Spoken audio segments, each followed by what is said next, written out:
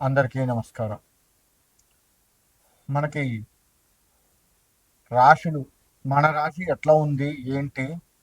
ఇప్పటికైనా సరే, ఈ నెలలో అయినా సరే, మనకి మంచి మహర్దశ వస్తుందా? మంచి రోజులు వస్తాయా? లేదా పోయినసారిలాగానే, పోయిన నెలలో లాగానే ఈ నెల కూడా అనేక రకాల ఇబ్బందులు పడుతూ ఉంటామా? మనకేమన్నా కలిసి వస్తుందా? ఇటువంటి ఆలోచనలన్నీ కూడాను మనకు ఉంటాయి. మరి అసలు ఎప్పటికప్పుడు ఈ ప్రతి నెల మన రాశులు ఎందుకు చెక్ చేసుకోవాలి అంటే, ఏదైనా చెడు జరిగేది కనుక మన జాతకంలో ఉండుంటే, మన రాశిలో ఉండుంటే, దాన్ని ముందుగా తెలుసుకోవటం వల్ల ఆ చెడు నుంచి ఎట్లా తప్పించుకోవచ్చు, ఏ మార్గాలు ఉన్నాయి అనేది మనకు ఆలోచనలు వస్తూ ఉంటాయి.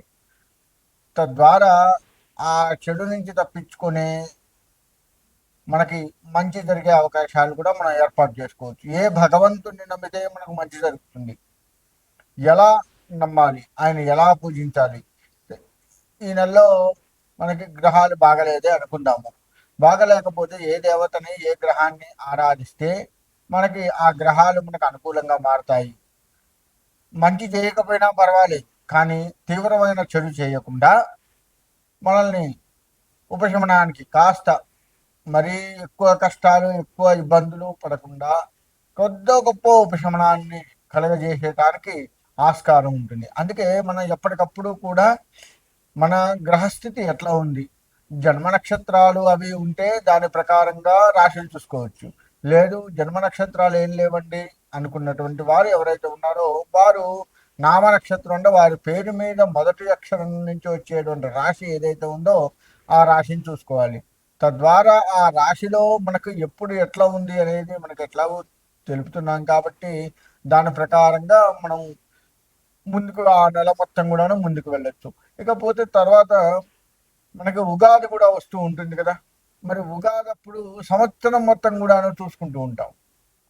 సంవత్సరం మొత్తం ఓవరాల్గా ఎట్లా ఉంటుంది, రాజ్యపూజాలు ఏంటి, అవమానాలు ఏంటి, ఆదాయం ఎంత, వ్యయం ఎంత, ఇట్లా చూసుకుంటూ సంవత్సరం మొత్తానికి అది ఉపయోగపడుతుంది. ఈ నెల నెల మాత్రం ఏ నెలకు ఆ నెల, ఈ అంటే 12 నెలలు చైత్రం, వైశాఖం, జ్యేష్టం, ఆషాఢం, శ్రావణం, భాద్రపదం, ఆశ్వీజం, కార్తీకం, మార్గశిరం, పుష్యం, మాఘం, పాల్గొనం, ఇలా 12 నెలలు.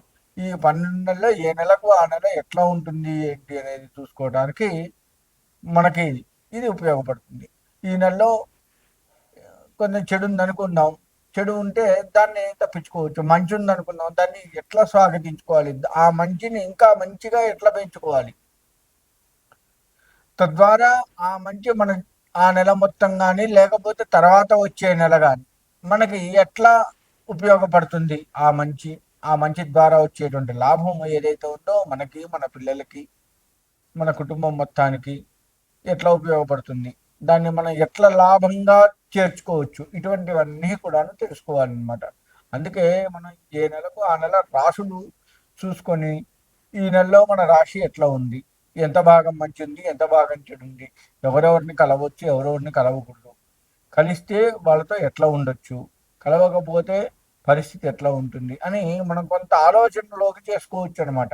అందుకే మనం ఏ నెలకు ఆ నెల రాశులు చూసుకునేది.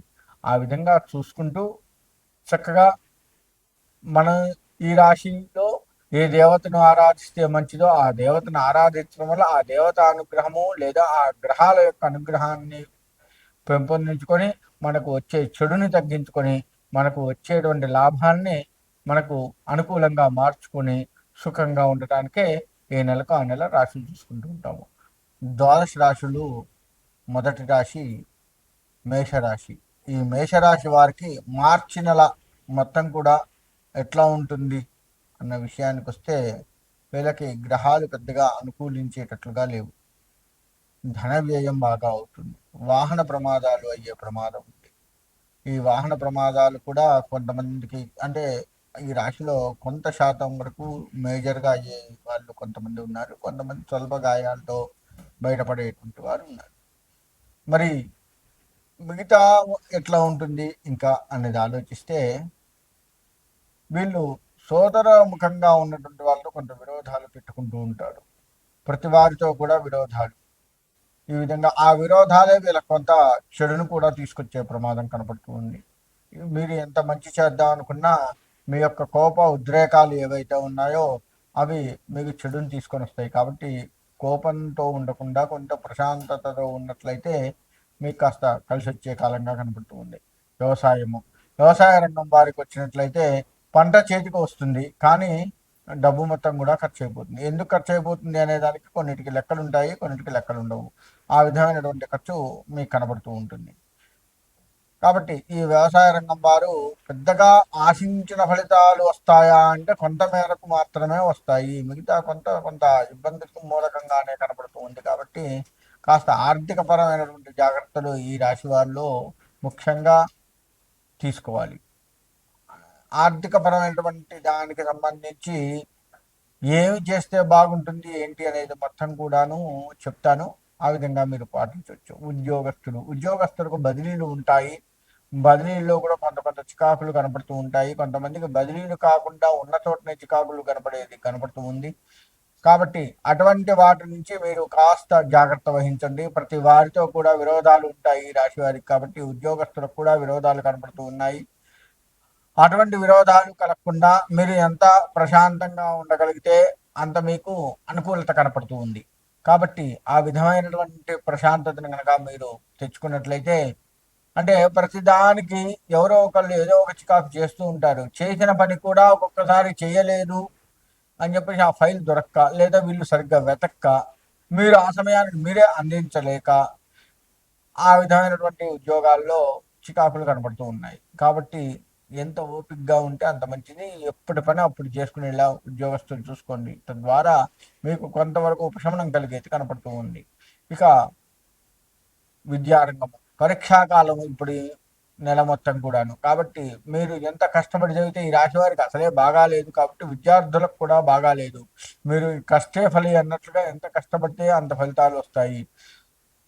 మీరు ప్రతిదీ కూడా ఇక చదువు ధ్యాస తప్ప ఇంకొక ధ్యాస పెట్టుకోవద్దు. ఆ విధంగా ఉన్నట్లయితే విద్యార్థులు కాస్త ఒడ్డుకు చేరే అవకాశం కనబడుతుంది. పూర్తి స్థాయిలో ఒడ్డుకు చేరటం కాదు, కొంత మేరకు కాస్త పర్వాలేదులే, అసలు ఫెయిల్ అయిన దానికంటే నయం కదా అన్నది ఈ విద్యార్థులకు కనపడుతూ ఉంది. తర్వాత వ్యాపారస్తుల విషయానికి కనుక వచ్చినట్లయితే వీరి వ్యాపారంలో లాభాలు వస్తూ ఉంటాయి, కానీ ధనం కూడా అలానే ఖర్చు అవుతుంది. అమ్మా ఇవాళ హాయిగా వచ్చింది, మంచి అమ్ముడు పోయినాయి అనుకున్న సమయంలో ఏమవుతుందంటే అనుకోని ఖర్చు ఒకటి కనపడుతుంది మీకు. ఆ ఖర్చు తప్పదు, ఖర్చు పెట్టాల్సిందే. ఆ విధమైనటువంటి కష్టాలు మీకు కనపడుతూ ఉన్నాయి. అంతేకాకుండా ముఖ్యంగా వ్యాపారస్తులు మీరు పెట్టిన పెట్టుబడి కొంతమందికి వెళ్తుందా లేదా అన్నది కూడా కొంత ఇబ్బందికరమైనటువంటి పరిస్థితి కొంతమందికి కనపడుతూ ఉంది. కానీ పర్వాలేదు, వెళ్తుంది, అందులో ఎటువంటి సందేహం లేదు. కాకపోతే వచ్చిన ధనం మొత్తం కూడా ఖర్చు అయిపోతుంది. ఈ విధంగా వ్యాపారస్తుల పరిస్థితి కనపడుతూ ఉంది. ఇక రాజకీయ రంగానికి వచ్చినట్లయితే ప్రతిదీ కూడాను మీకు ఎదురు కనపడుతూ ఉంటుంది. ప్రతి వాళ్ళు కూడాను మిమ్మల్ని చికాకు చేసేదే కనపడుతుంది. ఇటు చిన్నవాళ్ళ నుంచి పెద్దవాళ్ళ వరకు ప్రతి వాళ్ళు మిమ్మల్ని హేళన చేస్తూ ఉంటారు. కాబట్టి రాజకీయ రంగమైనటువంటి వారు జాగ్రత్తగా మెలకువగా వహిస్తూ ఉండడం ఎంతైనా మంచిది. లేనట్లయితే మీకు ఖచ్చితమైన చికాకులు తప్పవు. ఆ విధంగా మీరు మసులుకోండి. తద్వారా మీ రాజకీయ రంగాన్ని కాపాడుకోవచ్చు. ఈ విధంగా రాజకీయం కనబడుతూ ఉంది. ఇలా ప్రతి రాశి వారిలో ముఖ్యంగా మేషరాశి. ఈ మేషరాశిలో మీరు ఎంత మెలకువగా ఉంటే అంత మంచిది, ఎంత జాగ్రత్తగా ఉంటే అంత మంచిది. మేషరాశి వారికి ఒక చిన్న ప్లస్ పాయింట్ ఏందయ్యా అంటే ఆరోగ్యం బాగుంటుంది. అదొకటి ప్లస్ పాయింట్. అంటే యాక్సిడెంట్లు అయితే ఏం చెప్పాం కదా, యాక్సిడెంట్ల వల్ల మీకు మేజర్ అయినటువంటి ఇబ్బందులు రావు. తలకు తగిలి ఆ లోపల ఏదో నరాలు కట్ కావడం అట్లా మేజర్ కావు. యాక్సిడెంట్ అయితే అవుతుంది, కానీ మీకు బలమైనగా ఎక్కువ కాలంగా మంచం మీద ఉండేటట్టుగానో, లేదా కోమాలోకి వెళ్ళేటట్టుగానో, లేదా ఆ యాక్సిడెంట్ వల్ల కొత్త రోగం బయటపడటమో ఇటువంటివి జరగవు. అదొకటి ప్లస్ పాయింట్. కాబట్టి ఆరోగ్యాన్ని జాగ్రత్తగా చూసుకుంటూ, ముఖ్యంగా వాహనము నడిపేటువంటి వారు ఎవరైతే ఉన్నారో వారు అత్యంత జాగరూకులై ఎదురు వెళ్ళడం కానీ, సిగ్నల్స్ జంప్ చేయటం కానీ ఇటువంటి జాగ్రత్తలు బాగా తీసుకోవాలి. అలా అయితేనే మీరు ర్యాష్గా ఎక్కువగా వెళ్ళేది మీకు కనపడుతూ ఉంది. అటువంటి ర్యాష్గా వెళ్ళకుండా మీరు వెళ్ళాలి. ఎందుకంటే మీకు ఉన్నటువంటి ఆరాటాలకి ఈ రాశి వారికి ఆరాటం ఎక్కువ. ఆ ఆరాటానికి ఎక్కువగా తొందరగా వెళ్ళాలి అనే ఆలోచన మీకు కనబడుతూ ఉంది. కాబట్టి అలా వెళ్ళకుండా జాగ్రత్తగా వెళ్ళగలిగినట్లయితే చాలా బాగుంటుంది. రియల్ ఎస్టేట్ రంగం కూడా ఇదే పరిస్థితి.